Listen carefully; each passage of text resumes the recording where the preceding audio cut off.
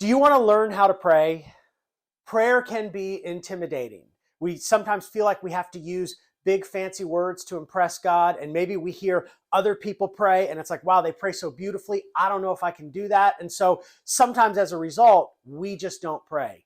But you can learn how to pray. And that's what we're going to talk about in this video. So watch all the way to the end, because we're going to jump to a clip from a prayer service at our church from just a little while ago recently, where we talk about a prayer structure that can help everybody, especially beginners, learn to develop a robust prayer life. So watch this.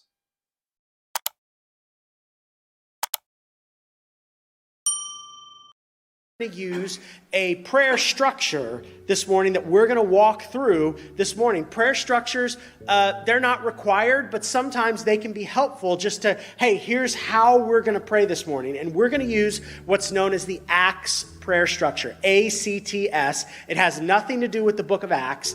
It's an acronym that reminds us of different things or elements or items that we're going to spend the morning praying for. And so it goes like this. The A stands for adoration. And adoration is just a big word for worship.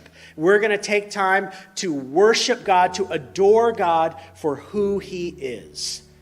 The C in Acts stands for confession. This is where we will take a moment this morning as a congregation, and we will agree with God about our sin, and we will seek with hearts of repentance. We will confess our sin and experience the forgiveness that comes from God through the grace of Jesus. That's C, confess. The T stands for thanksgiving. If adoration is where we worship God for who He is, thanksgiving is when we worship God for all that He has done. And we thank Him for all of the ways that He has blessed us. That's the T. And then finally, the S stands for supplication. And supplication is just a big word to say, this is where we're going to bring our needs, bring our requests before our God who knows us and loves us and hears us, and whom we can. So you can learn how to pray using the ACTS method.